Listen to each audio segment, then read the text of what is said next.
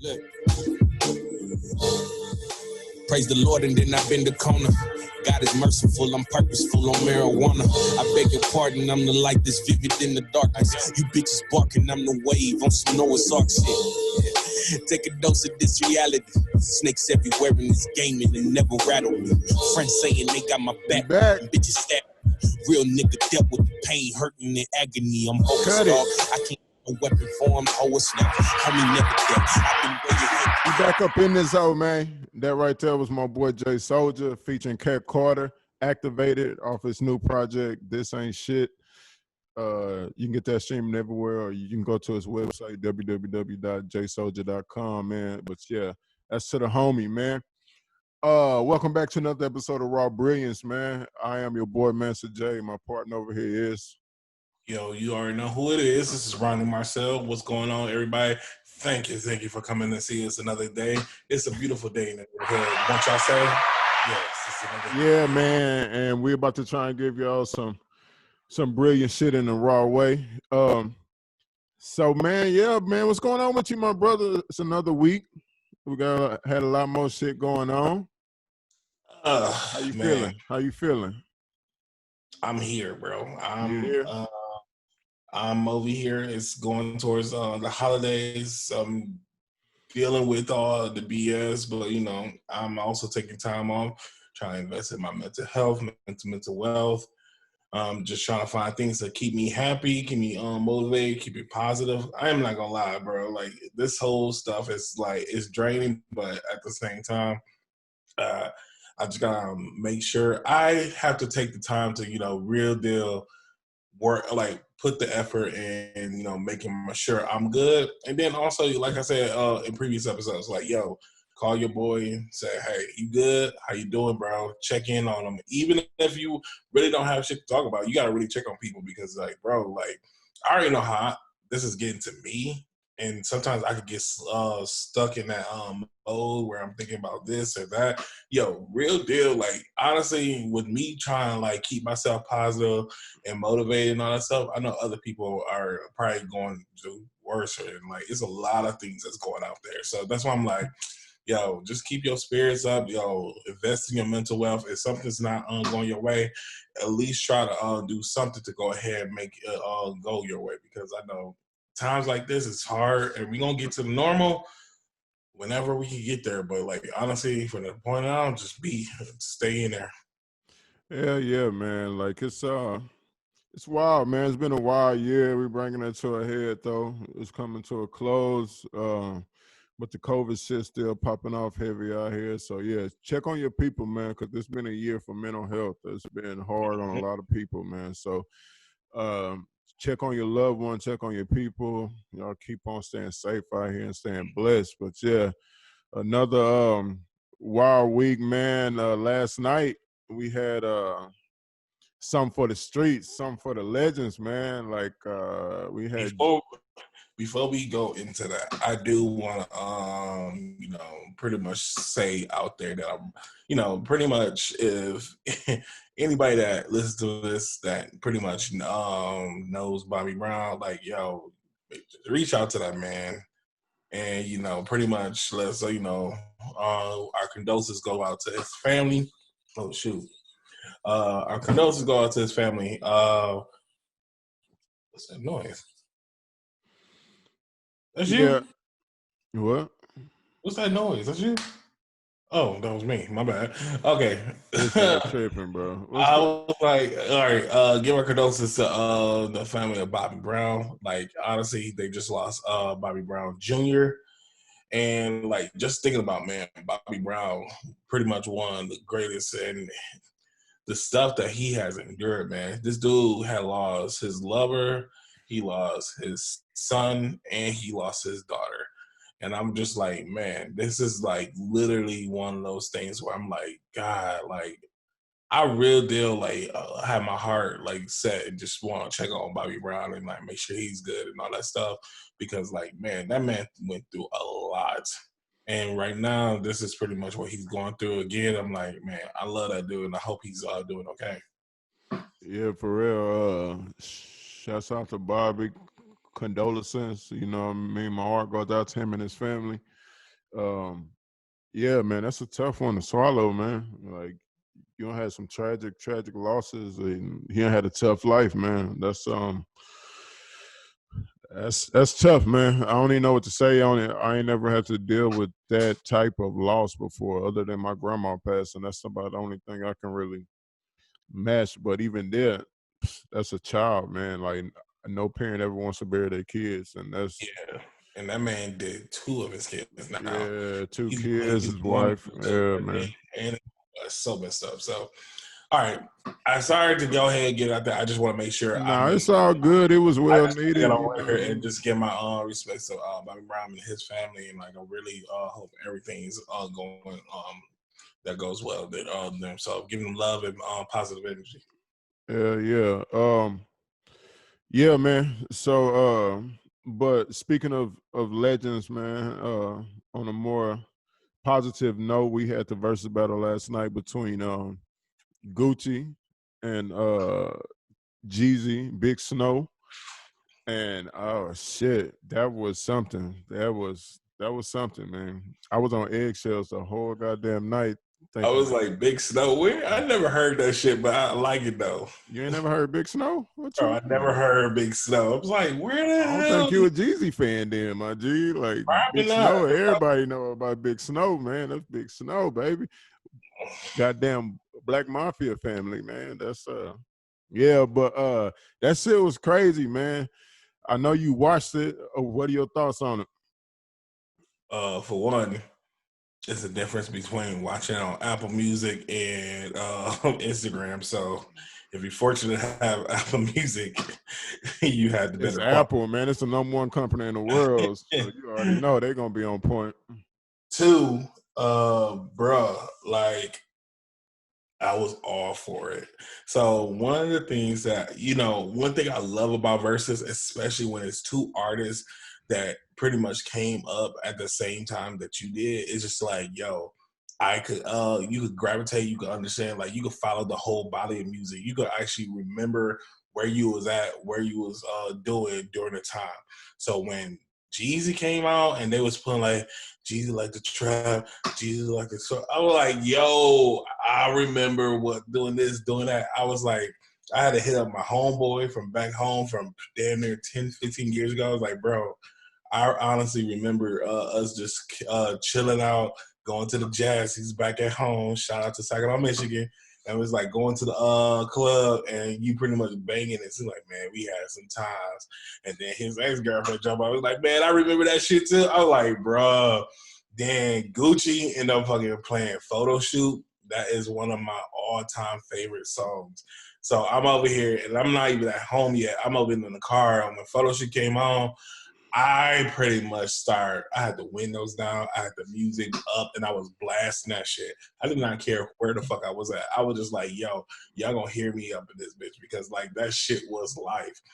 I was just so happy because that shit just brought back so many positive memories and just I could just remember all the things that I was doing during both of those things. I used to be like, I ain't gonna lie, at first I was a straight whole Gucci fan because the fact that like I grew up on Gucci. Like when they introduced me to his mixtapes and all that stuff, I was like, okay. And I was following Gucci. My homeboy Josh, he was the one who brought me on Jeezy, and that's when they came out with Boys on the Block, and I was like, okay, he's actually not that bad. And then like, Gucci come in, then Jeezy come in. It's just like, bro, either way, I love them both, but that shit, that versus was for the culture. Like that was everything I wanted.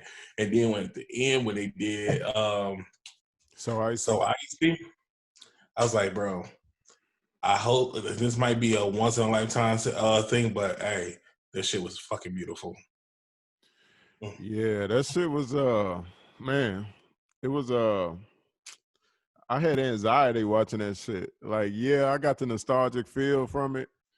And it was, of course, like that's Jeezy and Gooch, man. Like that is my childhood. That's like, well, more like my teenage years. Like, but like Gucci was my dude.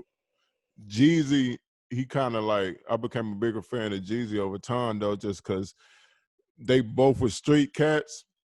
and they both represented, you know what I mean, the streets heavy, and but in different ways. And the whole show or whatever, you could tell like the contrast of the two individuals and their music. Like even though they were both from the streets, like they represented them in different type of ways. But the anxiety, like when Gucci came out, he came out from the jump swinging. Like, I mean, like with that first diss track, it was the first diss track that we actually knew Jeezy and Goose were beefing. You know what I mean? Like, and he dropped that shit. And but then, like, I think it was what, like around 7 or between like 7 and 11 when Gucci played Truth.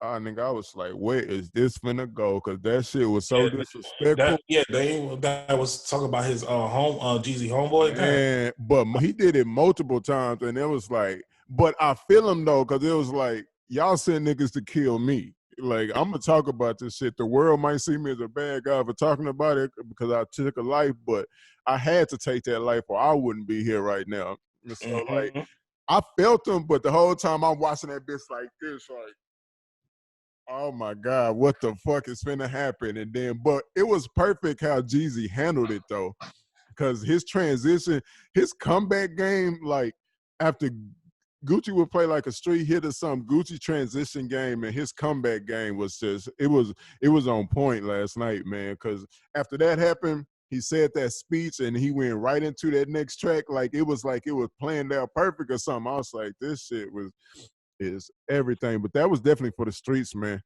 Bro, so on the real, I'm gonna be honest with this because like I saw something when they was doing that.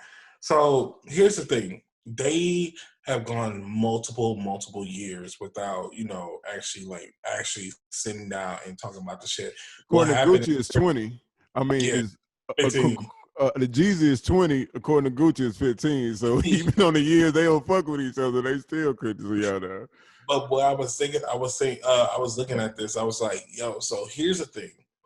Yo, y'all both like y'all are still kind of feeling some type of way about this, and y'all like don't get me wrong, both of y'all are kind of like yo, shit is in the past. You know, I moved on. I'm bigger, more of a man. I'm doing this. I'm doing that. That's what they level they was on, and then even when they was at the club, they said they see sometimes on the club bumping, hey, what's up, all that good stuff. You know, they just like brush it off. Now, when you brought that music. And that's that's why with music, that's something spiritual and all that stuff.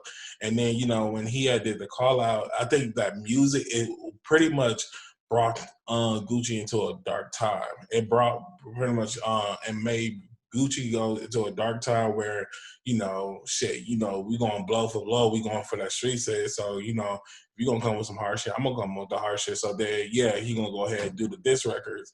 Just go ahead and put that out there. And then, his whole attitude towards But I don't think Jeezy was playing anything harsh though. Like Jeezy was just going for hits, my nigga. Like that's pretty much all he really had. Like Gooch, but I do feel what you're saying. He was in the dark because you could tell by the way he was standing up and pacing.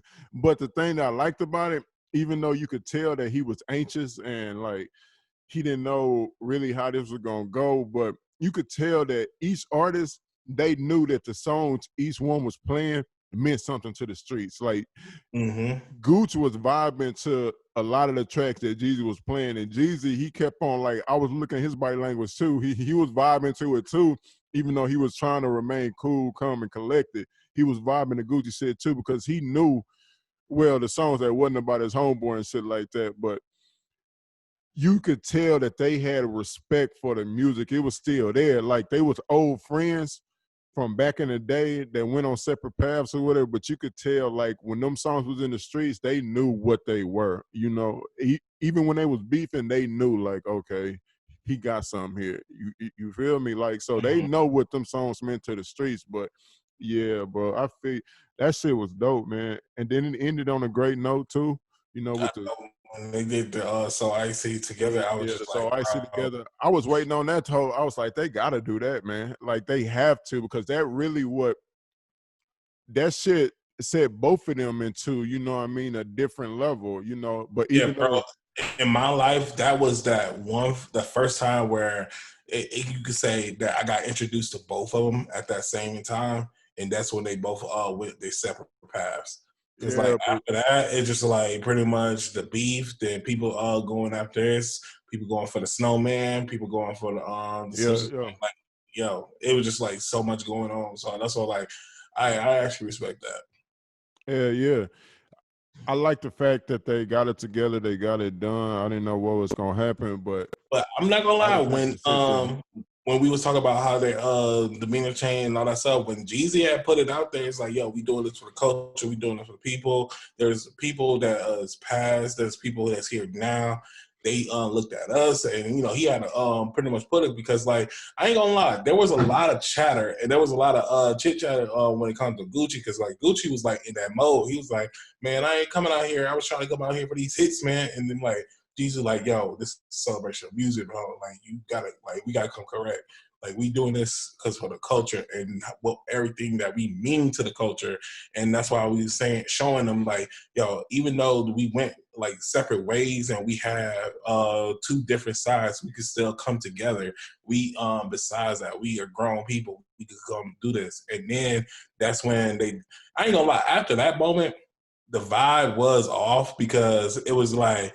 Gucci, Jeezy, he was like, hey. Gucci was like, hit it. And then, he'll do it. I'm like, dang, the energy ain't there. But when So Icy came on, I'm glad they kind of finished it up like that, because the fact that it felt like the energy got back and then everything was cool. But like I said, it was everything. Like it brought back so much nostalgia, and it made me so happy. So I'm all for it. Yeah. Who you think won? I'm gonna say like this, and I hate saying this, but to truth be told, I feel like Jeezy won that. Yeah, of course. Yeah. Jeezy, It was a landslide, like, but still, yeah, like, because that's why I was like, I was kind of mad that Gucci had went that route, trying to do his hits, and then he Jeezy was going for the like, old all the stuff, and then Gucci was like, "No, let's go ahead and put some of the new shit." I'm like, bro, just keep on your vibe, because like you was doing decent, like you was going gym for job. Actually, you came in hard. I mean, hot. So that's why I'm but like, see, Jeezy was consistent. Jeezy had to be consistent because he hasn't really had hits in a while. Like he hasn't been on the music scene. He's been in corporate world and doing business deals and shit like that. He hasn't been on the music tip. Gucci has been staying relevant in the music scene since he got out of prison, and so he like that song he played with Bruno Mars or whatever. I can't remember the name of that hoe, but In the sky, something like that. yeah, like he played that, but he can play new shit because it's still a hit in the streets. Like Gucci was he's more of a street artist. Okay, he's had songs break out, but in the hoods, like we voted this shit Jeezy pretty easily because that we know Jeezy from the commercial success that he's had. But if you go to Atlanta in the streets, they might view it differently because Gucci songs in the streets and in the hoods in the South or whatever are huge, like just as big as Jeezy's on a national scale. You feel me? But his shit is just in the hood because all the people he's put on and all the youngsters he brought up through the game. Like he's a huge deal. So in Atlanta, if you go to Atlanta, they might view it differently. But from my standpoint, I think Jeezy won like kind of like in a landslide. But I think it, and to say that, I remember when it was supposed to be T.I. first, and then they switched it, and it was Jeezy. I mean, it was Gucci.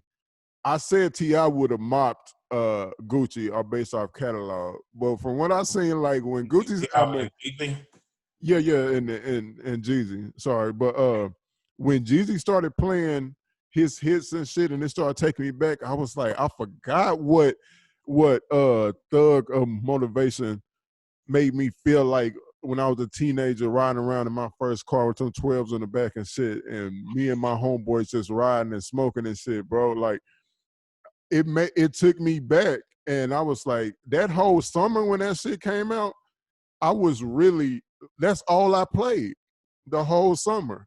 I'm talking about album from start to finish, never skipped a song. I knew every word for word. And that shit, and then all his other hits too throughout the years. I was like, it would have been a better battle than I I kind of disrespected Jeezy on that, man, because the boy got some classics, man. But yeah, I think him and T.I., it'd have been good, and especially since they both kind of in the same space now in life, like more corporate and behind the scenes real estate investing and all that shit. It would have been good to see, but it was dope to see Jeezy in Magic City, you know, where it all started for it, like him and Gucci. I don't know if you ever been to Magic City, but that's a magical place, goddamn, bro. Like that I haven't been motherfucker there. is magical. And it was dope to see that whole shit though, man. So shouts out to them. Shouts out to Jeezy and Gooch. Shout out to the culture, man, because a lot of people tuned in to see that. I'm pretty Hey, sure a lot of people want to see if it was going to be drama, but for it not to be, that was because if there was drama, it would have been probably one of the worst things for the hip hop community in a long time, man. yeah, especially when Stacey Abrams coming out to be out the jump first and making being on there and just pretty much saying committing the men there just like for their involvement trying to get people to vote and all that stuff. Because when they put her face on there, I was like, what happened? And I'm like, oh shit, Stacey Abrams is there. I'm like, okay, I fuck with I'm this. saying And that's a then Georgia girl, man. What you I mean? She know, know who like, Jeezy and Gucci. I was, I respected that. But you know what's funny? And I ain't gonna lie, this that grown shit, bro.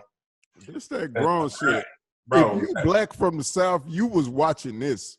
No, bro. Here's the thing, and then we'll talk about that grown shit, that new level type shit. Mm-hmm. When Gucci's like, you see what I'm wearing, man? This Oh, can chain fit and shit. $1,000, and then the change over there, and I'm like, and Jeezy's like, I own half of Atlanta. I was like, oh, Nah, nigga.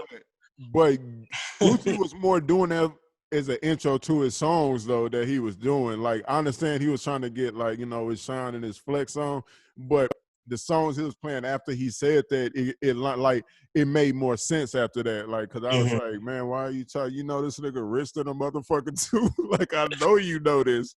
I know you know about his deals in real estate and shit. So One thing I did hate about people, especially a lot of people that do this, they took everything that Jeezy had said literally. So when he said, I own half of Atlanta, some people went into like, I was surprised that they went to like, Google and actually found all the business listings and try to find all the business that's underneath Jeezy.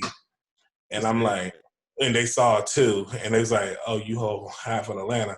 I'm like, y'all don't understand business because you don't put everything in your name. Like, Oh, definitely not, especially if you in this world. Like, yeah. no. So people trying to be trolls. I'm like, yeah. See, smart ass people will actually understand what he's doing, and that's the only reason why you see two. Because at the same time, you don't want everybody to be on your business.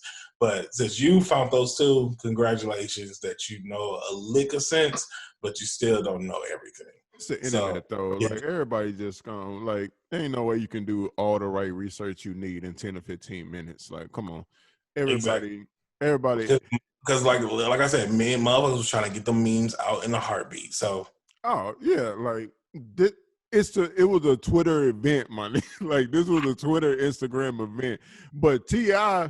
and 600Beezy, they was going at it in the comments. I was like, what is happening right now, bro? Like T.I. called that man out in the versus battle. Like, bro, chill out, Tip. What is happening, man? Tip want the smoke, and he just wants somebody to come at him.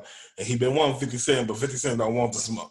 He 50 don't want to do it. So, Nah, hey, I don't think this was about verses, bro. Because this is T.I. and with all respect, 600Beezy when it come to catalog ain't nowhere near T.I. And plus, he's still a young cat. Like he only probably maybe 21, 22, maybe.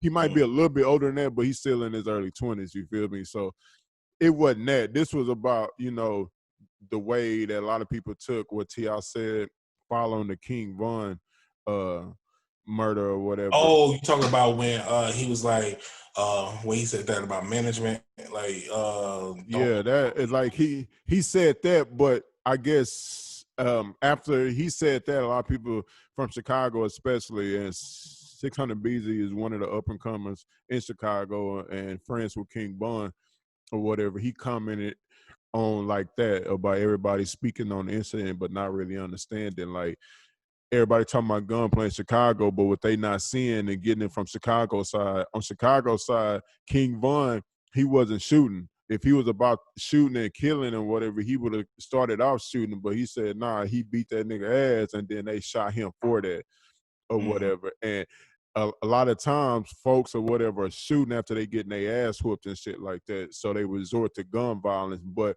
from a Chicago standpoint, he was saying, we start off with our hands. Other people want to escalate it to something else, but we just whooping ass and people can't handle that and shit. So they go to gun violence, and that's what he was trying to say. But that's one thing I wish, like, from the OGs and pretty much back in the day.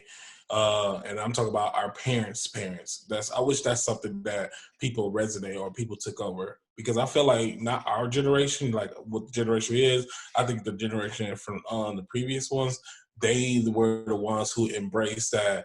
All right, well, fuck. If you gonna beat, somebody gonna beat my ass, I get a gun and shoot your ass. Like, I feel like that was the generation that brought that in, because when you're talking to your grandpa or see some of the stuff from your grandpa days, they was throwing hands. They didn't care. Like, they were just like, yo, if you say something crazy, I will use these hands. I know a lot of young cats that jump out there because a lot of people always say, won't these kids just fight and get it over with and then not worry about it. But I see a lot of youngsters who will fight you in a heartbeat. They'll see you in a grocery store and put hands on you, boy. Like, that gun violence come from certain people, man. Like, certain people, they can't take defeat right, or they feel too disrespected and they gotta resort to that. But exactly. it's That's just why I was saying, like, individuals, here's man. the thing. One thing I love, and that's why I said one thing about gun, like, if y'all box it out, fight it out, guess what? You get to put them hands on that person, and two, y'all both get to go back and like, if you do time, you're not gonna do a lot. You're only gonna do a little bit. And if y'all don't get caught, guess what? Y'all still got people that y'all have in y'all lives that love y'all, that want y'all to be there, and you still can live your lives with them after getting your anger out. If you over here trying to take somebody's life, you low key, you gotta be in hiding for the rest of your life, or you will probably gonna get caught, and then you probably gonna be locked up for the rest of your life. That's why I'm not gonna lie. It's always gonna be 2 lives lost in a situation, And I hate that shit. 99.9% of the time. And that's why I hate the fact that now moving forward, it's like me and my homeboy was talking the other day, and we was just like talking about doing the conceal and carry, because I haven't done it yet, and I'm going to. And here's my thing: it's like, I don't mind doing the conceal and carry, but I just don't want no gun in my house. But I know how important it is to have one, and that's why I'm going to invest in and do that. But at the same time, it's just like, I feel like so much negativity and so much things are come from guns, to the point where, like, I feel like we need to stop. We need to get away from that shit. But I would love. No, I know. No, definitely. I'm from the country, bro. Like, I've been around guns since I can't even remember, bro. Like, I started hunting at like 6, 7. I never had that life. So that's why I said I'm not used to it. I'm just like, I kind of to the point where I just like, and I will say somewhat semi-sheltered, like being in a single parent home. She's being on top of everything. It's just like, we just didn't ever have that reason to go that route. Yeah. So that's why I was like, I understand that, and like, most people are more comfortable. I just like, I haven't used it. I haven't had people properly use it, and when I did see some, it was like, people that's in the city who's doing things they ain't supposed to do, and they're just sitting there, and it just like freaked me out, because I knew what all came with it, or why they used it, or why would it be in my vicinity, just in case if I was in questionable areas. So with that being said, it's just like, I just hate the fact that all that stuff is happening, but I understand it, and I'm just like, yo, we need to go back to the days where we could just easily beat somebody's ass, and guess what? And I don't think that was ever a day, though, because the reason black people were subject to a lot of the things they were subject to is because white people had the weapons and we didn't. You know what I mean? And I feel like black people should have weapons, but you should be properly trained and know how to handle those weapons, not just some kid getting them off the streets for $100, getting an AK or something for 100, you know what I mean, and some change or whatever, and then just having that home and toting it. Like me, I was properly trained on how to use guns. I know how to clean them. I know how to, do everything. I know how to hold them, how you're supposed to use them, So it's a difference. Like, you should, in the South, we view guns differently. We use them. Yeah, it's dudes out here in that life who are using guns, in the negative ways and stuff. And that's in the hood. That's white people. That's a lot of different races that do that. But properly using them and being educated on them, and having your proper licenses and stuff like that, it's important, and it changes your mind frame for, what I mean, for having them, and getting them and using them and when to use them. As far as the fighting thing and stuff like that, it was never, even though I knew in my hometown everybody had guns because we hunt and do all this, country boy shit. Being shot was never even a thought of mine, like in my hometown. If I got into beef with somebody, we was just gonna go across the tracks and fight. Or I'm gonna go to their house and we're gonna fight in their front yard, or they gonna come to my house, fight in the front yard or some shit like that. It was never a thought of retaliation. I gotta go shoot this nigga. Like, that was never even a thought process of mine. It might be different now. I don't know how the young kids are viewing things, you know what I mean, and stuff. But for me, it wasn't until I moved out to Cali as a kid and I seen that gang culture and shit like that, to where it was even like shit, y'all killing people out here, you know what I mean? Like, I know people in my area who got killed over bad drug transactions and shit like that, but that was like so far outside of the norm, like it was a shockwave through the whole area. You feel me? But in other cities, H-Town is up the street. I know they had gun violence and shit too. Bryan College Station was up the street. I know they had gun violence too. You know what I mean? And so I know it was around us, but where I'm from in the country and how we were taught to use guns and why we use guns and stuff, like fighting was just, that was our release. The only L I ever really took was from my older brothers, you know what I mean, from fighting them.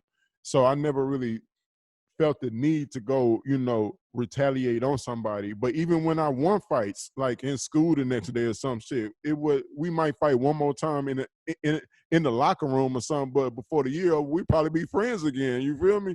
So I don't really understand it all, but I understand what comes with that life. And if you in that life, like, shit can go sideways really fast, and kids and shit feel like they need that heat to protect themselves, because when they are getting into fights, like 600Beezy was saying, when they are getting into fights and they beating somebody ass, those kids are coming back and chasing them in school all year with threats on their life, you know what I mean, with pistols and shit. So now you feel like you need a weapon to protect yourself just to walk to school, or you gonna get killed. So I don't know, man. It's a double-edged sword, bro. It's hard to see, but we do need gun regulation. But more than anything, we need regulation within our communities, from ourselves. And the only way we gonna get that is like the OGs, like Jeezy and Goose did last night. You know what I mean? By having a beef for so many years, but still coming together at the end, like, hey, man, we grow up. If you get the opportunity to grow up, all that younger bullshit, it ain't gonna matter as much no more. You're gonna be able to be in rooms with people and do all that. So that's what I took from last night, man. And it was a beautiful thing to see, especially with two dudes who impacted my youth in very large ways. So I Bro, respect my brothers to the fullest. automatic. Like, that's what you were saying. Like, two dudes who came from their life, who pretty much made it out and lived long lives to actually see the blessings that they did, were going a positive path, and then That was pretty the much. dopest part. That's why I was like, and that was just an indication, like, yo, niggas, y'all, we can do that too. Y'all can do that too. Just stop the shit and just work for something more positive. We could get out of this fucking rut. We can pretty much walk on. Like, honestly, there's it's the image. We could be kings. Or, I mean, we are kings, but we can pretty much prevail over all this bullshit and all these motherfuckers that oppressing us. And get If to the we just bag. learn, yeah, if we just come together and do this shit. So I feel it, bro.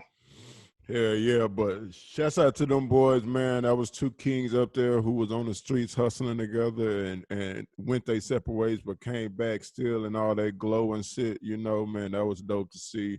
That was a dope look for the culture and for the hip hop community, man. So shouts out to Versus, you know what I mean? They still doing amazing things, still getting better and growing. Each one seems like it's better than the last one. I can't wait to see what if that Nas and Jay-Z happen, bro. We go break the fucking internet with that right there. But They yeah, had so man, many people throwing out other things because they said if 50 Cent do it, he should do it with the game. that'll be a good one though because they both legends. But I really think the game catalog is better.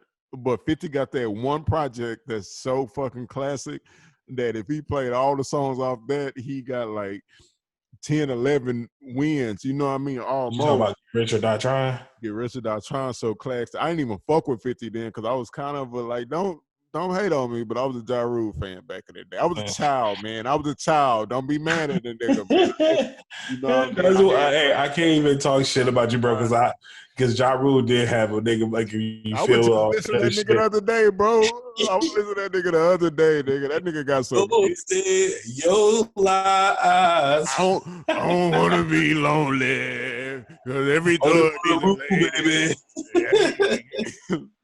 Bro, I ain't gonna lie. I can't even talk shit about you because like I was on that tip too. Like I used to fuck with Jeezy. I mean, not Jeezy, but Ja Heavy, man. I used to fuck with the whole Murder Inc. movie, the Shanti Fun ass, all of it, bro. Lloyd. Yeah, but I ain't gonna lie. When Wankster came out, I was just like, okay. I did not want to like it, but it was so goddamn catchy, bro. Bro, I ended up learning that whole album, trying to hate on it, and I still knew that bitch word for word, nigga. And then all of a sudden, when that 50 came in like that, and then he started giving other stuff, and then all of a sudden, you just didn't see Ja Rule as much. I was like, Ja Rule, you pussy, man. Come on, man. See, I thought that too, but they was going through so much legal shit at the same time. They was battling like Murder Inc. They was being investigated by the feds and Irv Gotti. They was getting their whole companies raided and shit. Ja Rule went to prison for a little bit. Like, that's why his response clap back was like so much later because they had so much going on, but people don't know that shit.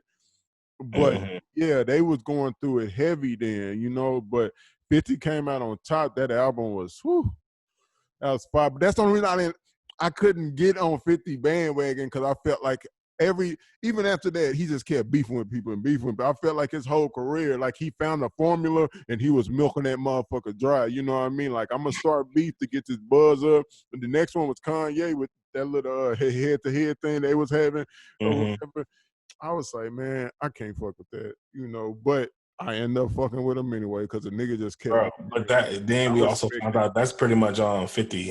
That's his whole demeanor. That's his whole game plan, like to shock and awe and get your attention. And when he got your attention, he delivered. Though, you feel me? So, over time, I learned to respect him, you know, and admire his work because now what he doing in TV and film and shit is just like. I watch everything he do, you feel me? Because he create great content, and if he just leave the beef to the side, he already a legend. Like, bro, you did it. Everybody on this planet respects you, Phil. Even from being in the streets and all that, you go into corporate offices and they gotta respect you. Who are you fighting still, my brother? Who are you fighting, fam? Who hurt you, bro? Like, what happened? Why are you this hurt, my nigga? Like, leave people alone. God damn, but fuck it, man. We out here. Fifth out here. Ja back out here, goddamn. Shout out Ja Rule, man. Murder. But yeah, man, that's oh yeah, man. The drafting shit popped off this week too, man. So I gotta shout them boys out to all the new youngins getting the bag out here, taking care of their families and being able to live out their dreams. You know, the NBA season starts December 22nd, so it's gonna be real soon that they're gonna get right back to it and back in the gym and shit. So I'm excited for a lot of them. The number one draft pick, Edwards or whatever, out of where did he play in Georgia? I think he played at Georgia. If that's wrong, I'm sorry. I didn't really get to watch the NCAA season this year because of all the COVID and shit. So a lot of the people that was drafted, I didn't get to check out this year. But Wiseman, I saw a couple of his games or whatever. I think he only played like 6 anyway, though, before the NCAA shit happened. But he went to the Warriors. And then your boy, the Ball family back up in this bitch in the top 5. You got LaMelo went number 3 overall. LeVar Ball, I love that nigga. I can't wait to see All what right, he's gonna say so let about me say this. I felt like LaMelo was supposed to be number 2 off rip. Wow. Bro, just think about it. Anthony Edwards, okay, he went to where he go to? He went to the Timberwolves. Timberwolves, okay. So the next one, who had to pick? The Warriors. Golden State. Who was previous at Golden State? Well, who I feel like I just think that the fact that I think the reason why they Golden State didn't want to get him is because of the pops, LeVar. Nah, that's not it. It's just I just feel like LaMelo should have been the second pick, but I am happy that it wasn't a great fit though. You get third. It's like LaMelo could have went to either of the top 3 teams, and he probably would. It would have been an okay fit. I think he went to the best team for him, the best team suited for him that could build around him. Golden State is still the Steph and Clay team. You feel me? And Wiseman fit a need, and even though if this was 10 or 15 years ago, Wiseman would have been easily the consensus number 1 pick, and it wouldn't even been close. But now the game's moving more towards guard-oriented play. Ball, he has a higher upside because of being 6'7" with the skill and ball handling ability that he possesses or whatever. He's very gifted. So skill-wise, I think he has the most upside out of everybody. Now, Edwards is a monster too, though, but he just doesn't know the game as well. Like, his shot selection and all that is a little off, but he can develop that and learn from, like the right people. He could get there. But Wiseman fit a need for the Warriors. They needed bigs. Like, they don't have anybody in the middle to man that. And for to get Wiseman a 7'2", 7'1" with a 7'9" wingspan, that can block shots, rebound, and got a jumper too. And he might even develop that in the stepping outside to the 3. Like, he can run the court like a gazelle. You feel me? So I think he was the best fit for the Warriors. And then they traded and they got damn man, what's the kid name they just got from Oklahoma City or whatever? But he gonna fill in for Clay or whatever while he's out with Emmanuel. Huh? Emmanuel. No, it's not Emmanuel. It's like it's a weird name, bro. But I'll think of it in a second, bro. But it's a light skin. Yeah, Anikia Okongwu. Yeah.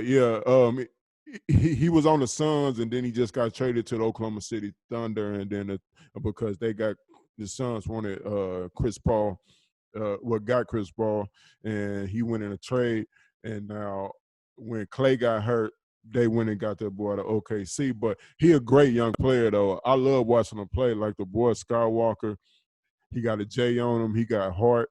Like I think he gonna fit in with the Warriors nicely, though. But Wiseman was a fit that they needed, and they already got what's Andrew Wiggins as well too. So like that would have been a lot of guard play because they were hoping that Clay wasn't that injured because Clay got hurt on draft day or whatever. And so they didn't know if they would have had Clay, Steph, they would have had Andrew Wiggins, and then they would have had Ball, but still no bigs. You feel me? Like to rebound and block shots and guard the paint. So I think he made it to the best place because Charlotte, they need that star power that the Ball family is going to bring. Like he has like 5-some million followers already, and he's only like 19. And bro, that when I saw that, because I was like, I was like, damn, I ain't even unfollowing. And I looked at him like, oh shit, I'm part of the 5 million now. He's been a star for a long time, and that's what MJ and Charlotte Hornets need is that star power to get people in the seats, and then to be around MJ to motivate them to do the right things on the court. And it being in a small market as well is going to help him focus. You know what I mean? So I would love to see, I'm not going to lie, Now LeVar got He closer ain't access playing Michael to Jordan. MJ. He ain't I playing need MJ. to see that game He because ain't. he always talking that shit. I He need don't to want see that that smoke, game. man. I need to see it now. I need to MJ see is 60 and still MJ. Like, it. nah, man. The nigga's got a J. He can just stand there and shoot threes, just flat footed and hit 10 in a row, bro. Even smoking and drinking his brown liquor, whatever brown liquor he drink, he Bro. gonna be on it. All right, so think about this. One question is, who you going for when LaMelo plays his bro? When Melo and Alonzo come together? I'm not a fan of either team, but I'm not either, but I'm just saying who's going to be the better brother. I think LaMelo has more upside because of the type of game he has, but Lonzo plays like way better defense. It's not even close. LaMelo plays zero defense. But Lonzo, I just think he's still. I think Lonzo is like what 23 now. 20, like he's still a kid himself. You feel me? And he's still growing and developing. So I still like Lonzo. I still think he has a chance to be an all-star in this league. But LaMelo, his abilities and coming up under his brothers and how they had to train him and how he probably was bullied by him and shit. I think like any little brother, they take from their older brothers and they adapt their own styles. And when you watch when you watch LaMelo play, he plays unorthodox. He plays like it's all instincts. Like he plays just creative. So him being in the open court, I think he's gonna be better than Lonzo.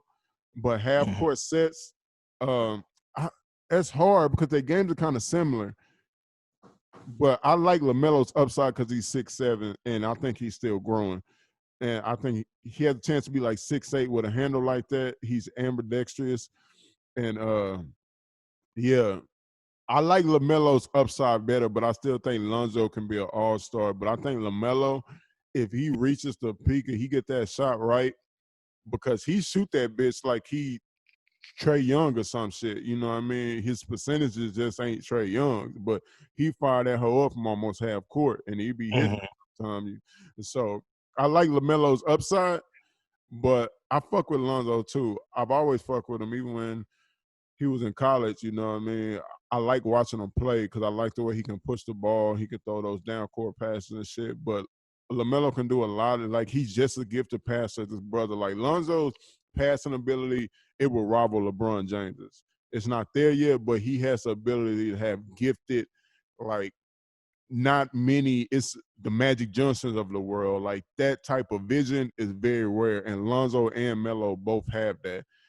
Lonzo, for whatever reason, if it was the bright lights in LA, he was the first one to take all the hits or whatever with his dad talking and doing all that stuff.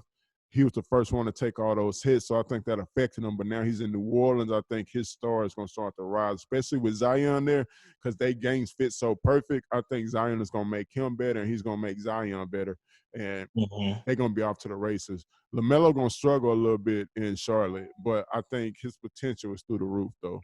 But yeah, it's early on, so it's expected. Like, don't get me wrong, he's gonna do good, but it's like it's expected. It's gonna be kind of rocky because he gotta get accustomed. But shit, he's gonna prevail from that shit. And he in Charlotte, and he got to deal with Graham at his own position. And Graham last year came out. He showed the league that he's here and he a monster. So and then they got Terry Rozier there too. So they're gonna have to trade somebody because LaMelo, the new it kid in town. I don't think they're gonna get rid of Graham because Graham showed that he a monster. Even though his trade value might be the highest, but Terry Rozier, he probably gonna be out of there though. Even though they were supposed to give him the keys after he left Boston or whatever. But I'm looking forward to watching him though. I get you. But here's the thing. Let me ask you another question because since What's up? Talk to me. You over here the basketball guru and this bullshit.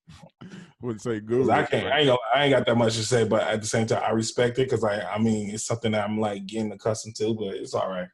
Now, we already know how LaMelo got to the pretty much the league. It's a league. It's a path that not many people go, and I honestly think he was one of the pioneers to actually kind of like set their own way. Would you see a lot of people going that route in the future?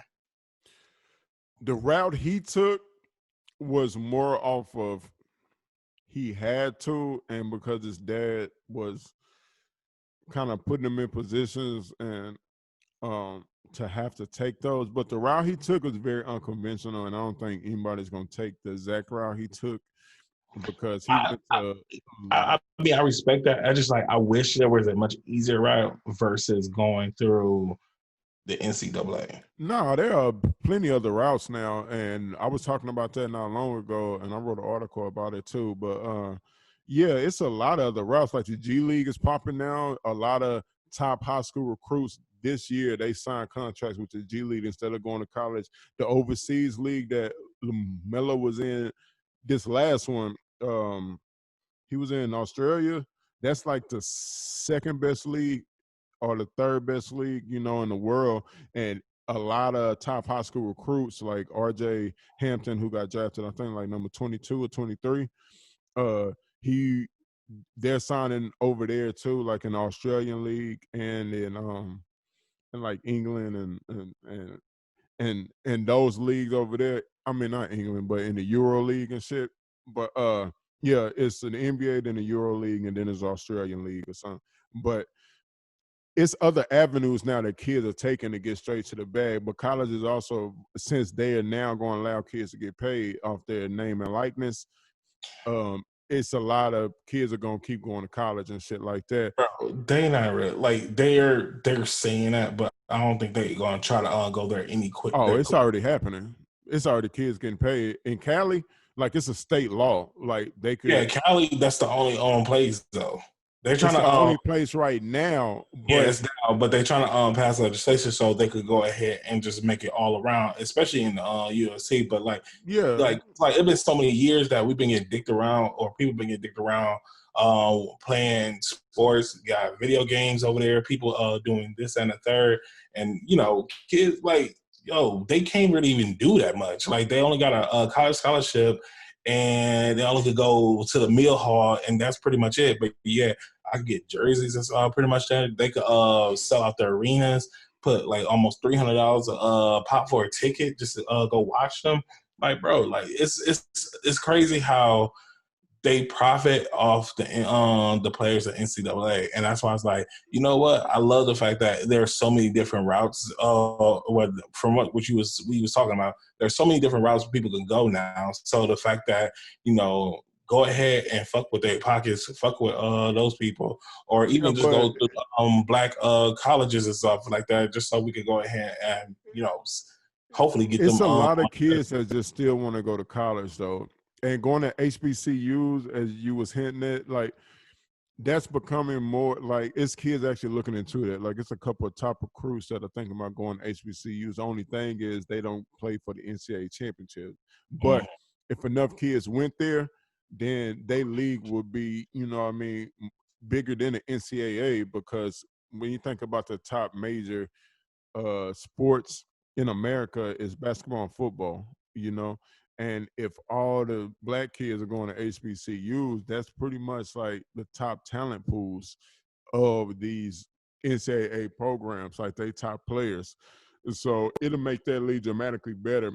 That's a process though. It's gonna take like a few top recruits to go to them and then other people follow, but that's like a 10-year process though, you know what I mean?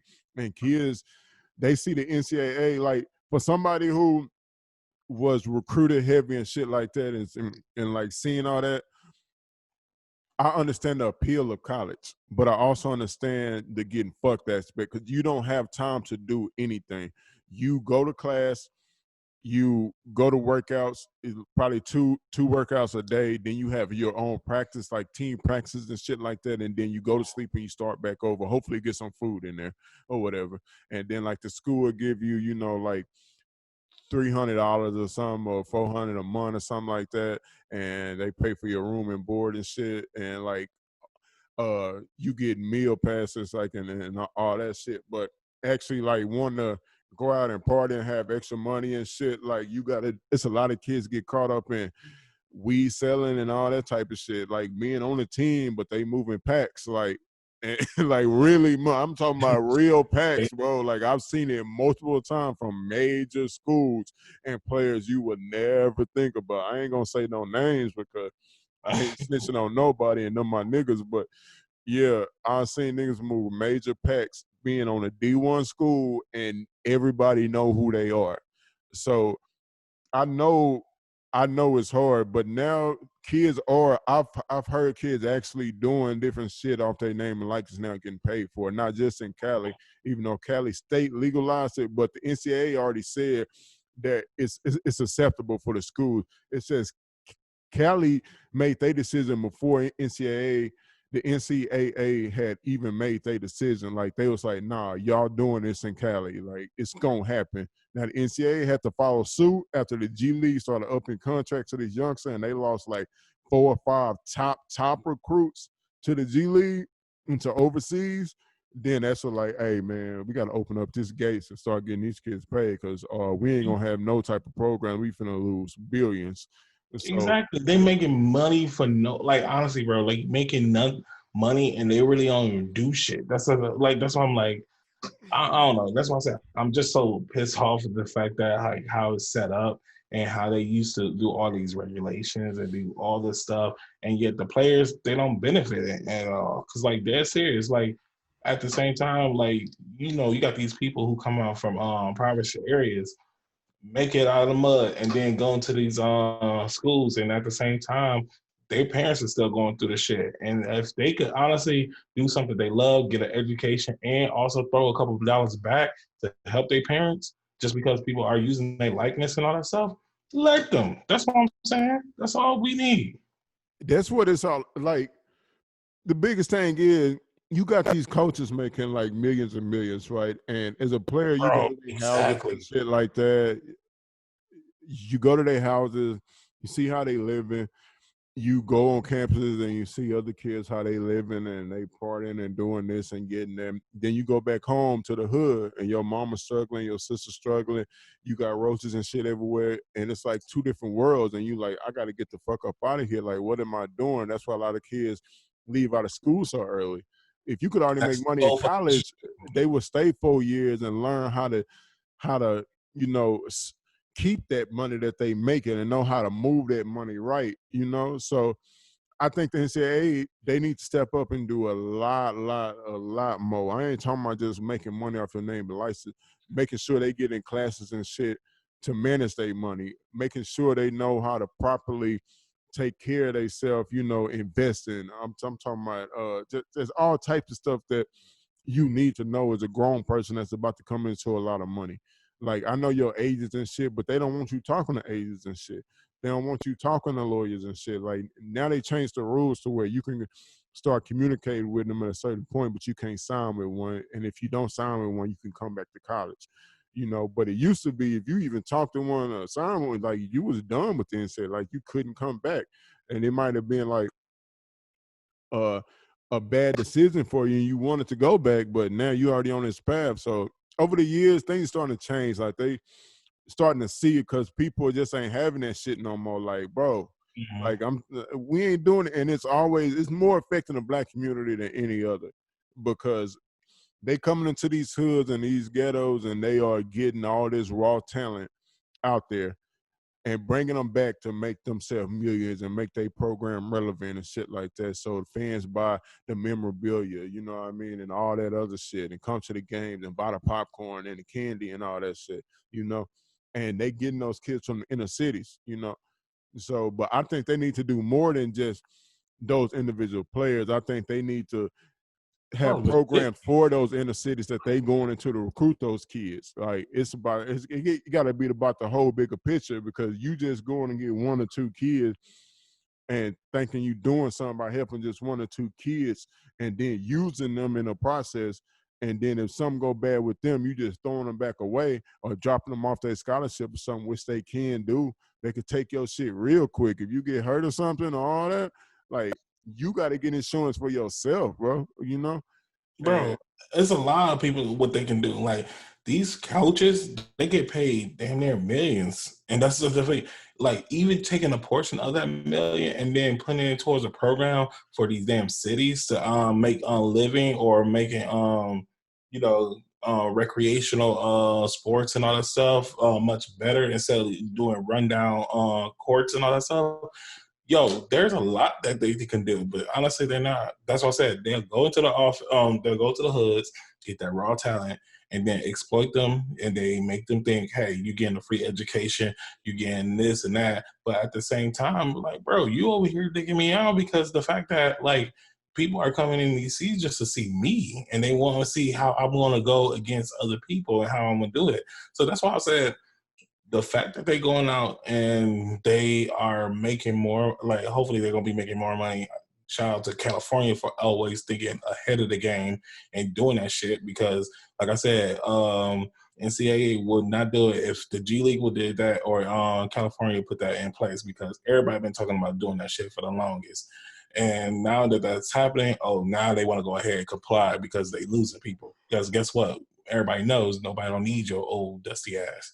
And anyways, that's what I was saying. We need to go ahead and move it to that way. And I'm kind of glad that we are in that way. Since I thought Lonzo was kind of one of the ways, because he did his way was like, so it was all over the place. But either way it goes, like, I now love the fact that it's more options. So shout out to all the players that's going to be coming up and being the reason why I watch TV later on in the future. So I highlight you. I salute you. For sure, for sure. Shout out to all the athletes out there, man, just trying to make a way for their families. Mm-hmm. Yeah, man. I'm But just trying to make my mama proud. I'm trying to get my mom out the hood, goddamn. But yeah, man, that shit was crazy. But what's going on up there in your home state, man? Let's talk about this to end out the show. Well, I hate talking about this. I'm not going. State is Michigan. Everybody should know. Yeah.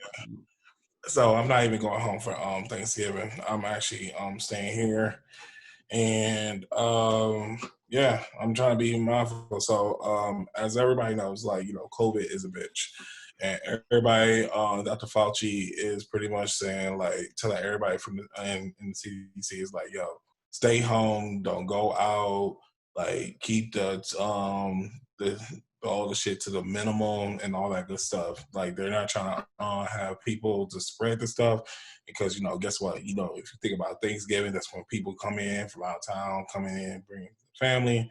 Then right after that, we go straight to Black Friday shopping and all that bullshit. So back in Michigan is, and I respect this because, based on everything that happened on election, Michigan is more of a blue state, and our governor, she's a Democrat, Governor Whitmore, but she put stricter restrictions on Michigan. And honestly, it's not that long. It's literally going to be for 3 to 4 weeks.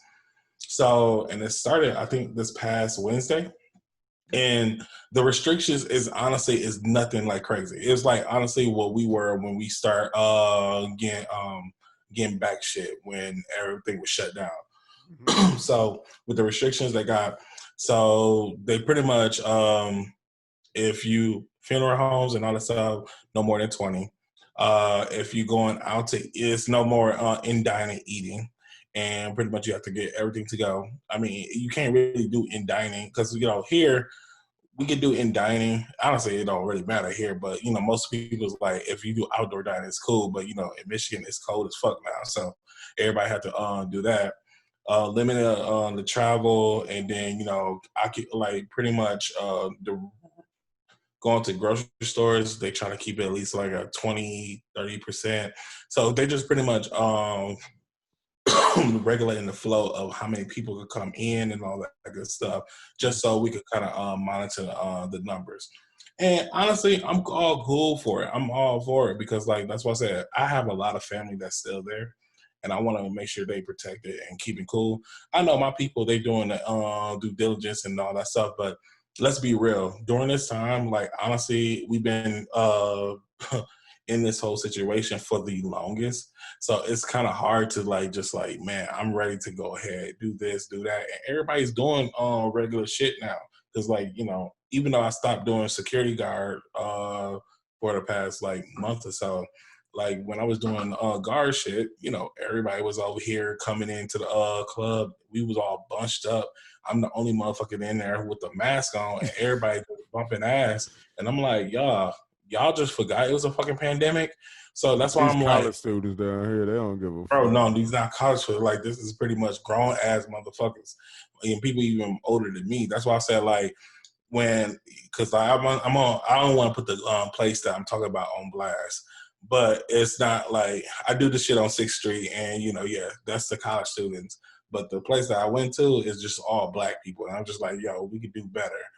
So that's why I was like, it's one of those things where everybody's doing that stuff. They just made the restrictions much tighter, so hopefully they could get people to calm the fuck down, keep together, just hold off on a little bit, and then hopefully we can do better moving forward. And honestly, the restrictions that they put in place, everybody still could do everything else. It's just the fact that you can't really just do social gatherings. So stay at home and just make the best of it. If you need to go grocery store, you still can do that, all that stuff. So only thing you're just restricting is your social life. I don't know. Me not being in Michigan, I just read the news stories and shit. But Bro, y'all, here's the legend thing. up I'm there. not even trying to be funny when I say this. They even accounted weed essential. So the fact that if niggas want to go get high, they can just go to the dispensaries if they want to and get bud, and if they're not closed, everything is open. It's just the fact that if you the casual expect, it's just pretty much closed. So you can't go to the movie theaters, you can't go to malls, stuff like that.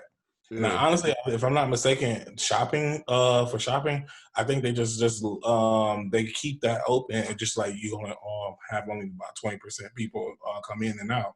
So the economy is still moving. It's just trying to slow in the rise of it, and they're trying to regulate that shit. I feel that. I heard y'all in a dictatorship though. That's what Matthew Stafford wife said.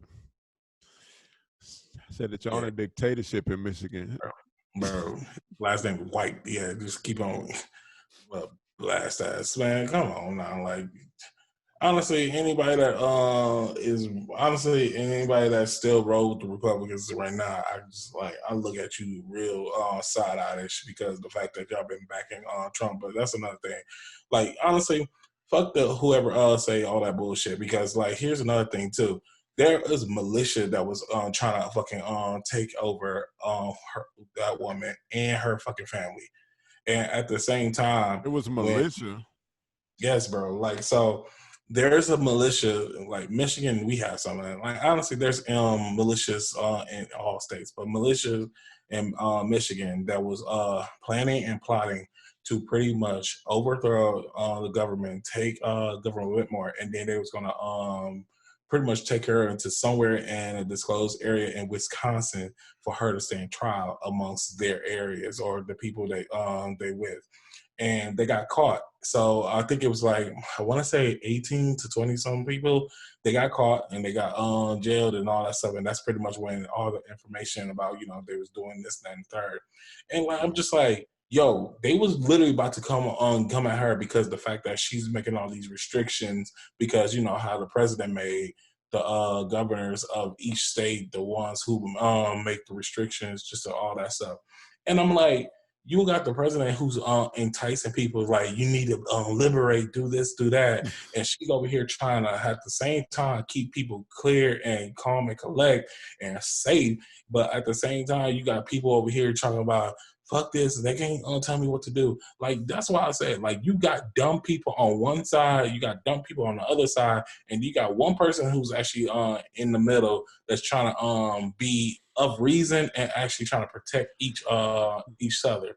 And You that's can't the whole talk reason with an insane person, bro. Like you cannot talk and reason with an insane that's person. literally that's what's on both sides. They And ain't gonna anybody have that that. goes against her is dumb out their ass. So pretty much whatever he has to say, like, you know what, let him go ahead and say it, because guess what? He's just an old pasty ass motherfucker who ain't really Oh, doing shit. pasty ass little broke ass boy. Bro, that's why I said I can't stand for people who over here have this indication of pretty much saying all that stuff. And then at the same time, COVID is a real shit. Like, people are losing people, their lives and all that stuff. And honestly, Over people 11 who, million cases and counting. bro, here's how I feel.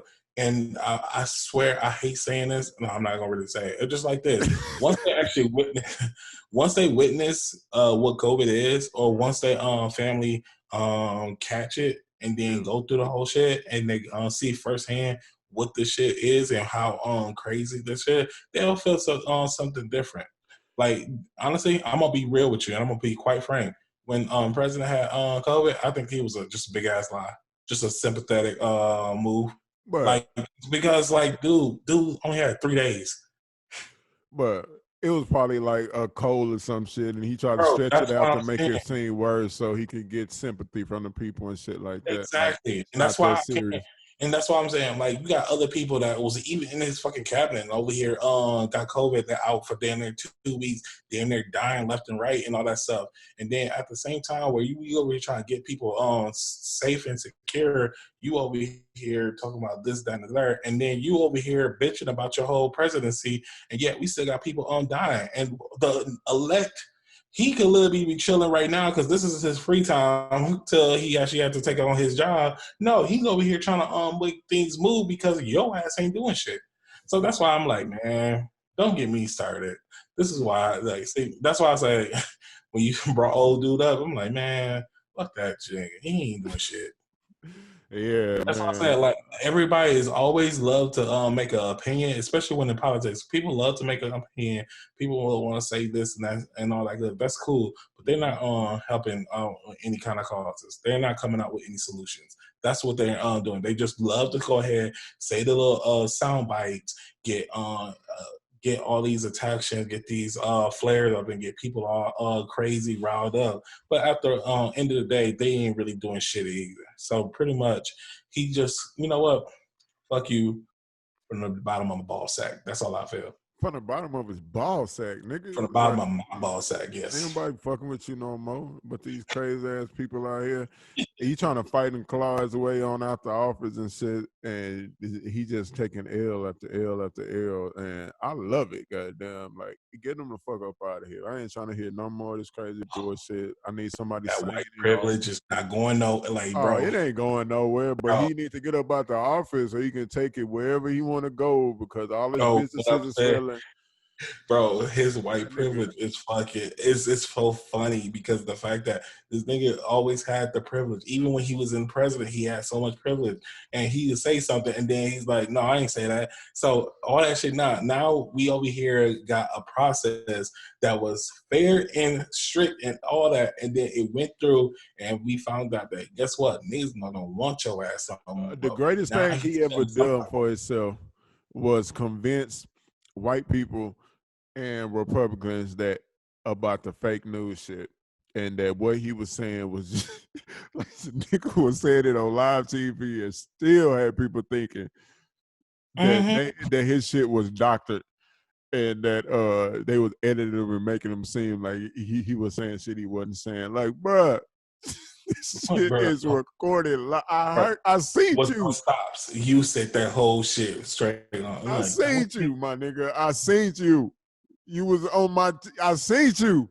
This motherfucker, man. I don't want to talk about Orange no more, man. I'm done with Agent Orange. Get him out of here. His business fellas failing.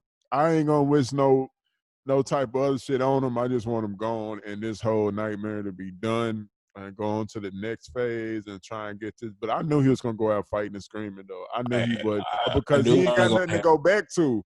Like he pissed off he so got many people. A lot of shit coming after him because like once he finally away from that seat, What he got?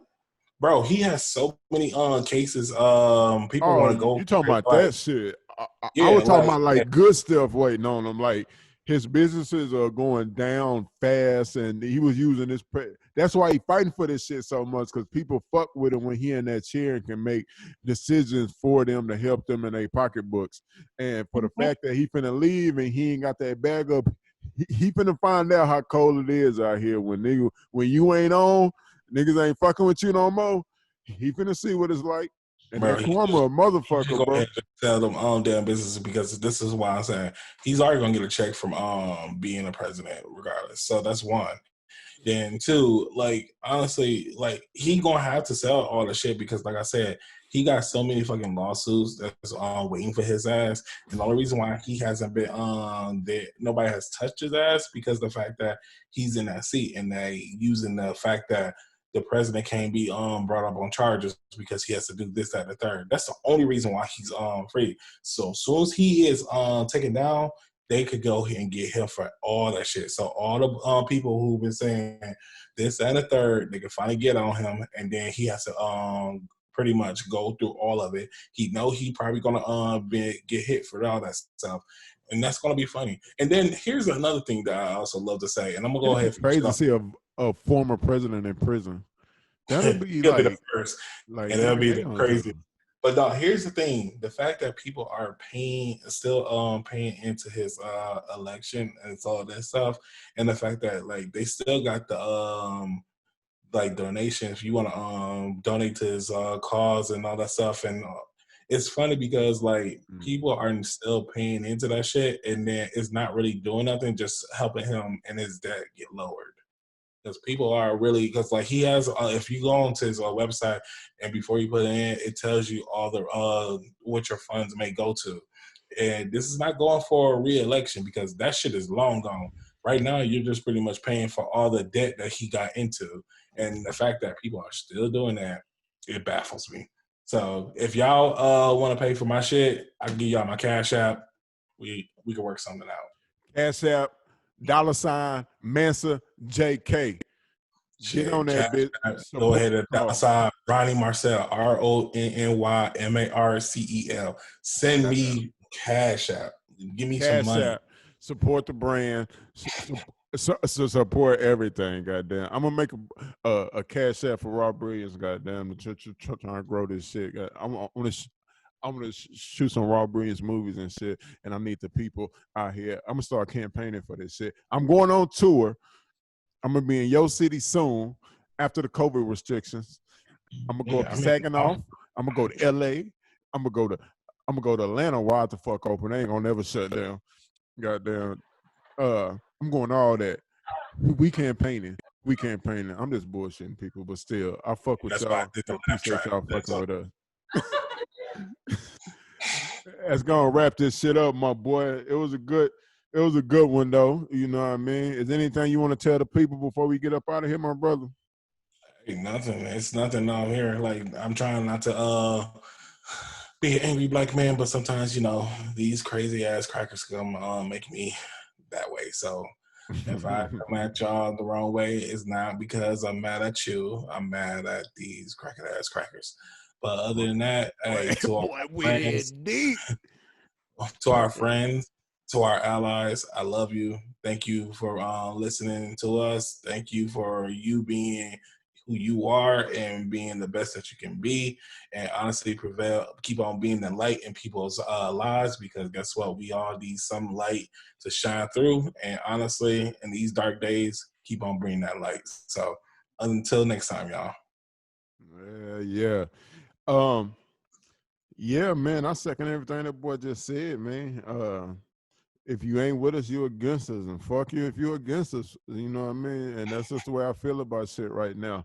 But other than that, if you are with us, you know I love you. I ain't got nothing but support for you. I support you in your cause, as long as you keep on supporting ours. And even if you can't support us, just keep on doing right by people. But yeah, y'all know the social medias, man. They're going to be on the bottom as always in the description section. Go to the website for more content. We got new visuals coming out soon with the Raw Brilliance Productions. And yeah, man, we just stand grinding, trying to keep on this hustle, trying to get this next bag, man. We try and move our people forward. Oh, yeah, I'm looking for some charities, man. I'm looking for some organizations to join and get active in, get more active more than I already am. I feel like I should be doing more and I want to do more. So if y'all got anything that's popping in the Texas area, the Austin area, or wherever, if it's donations to legit causes, or if it's getting out in the streets and working and y'all doing something in the community, hit me up, man. I want to come out and support and show love and do anything I can to help. So, but yeah, we finna get up out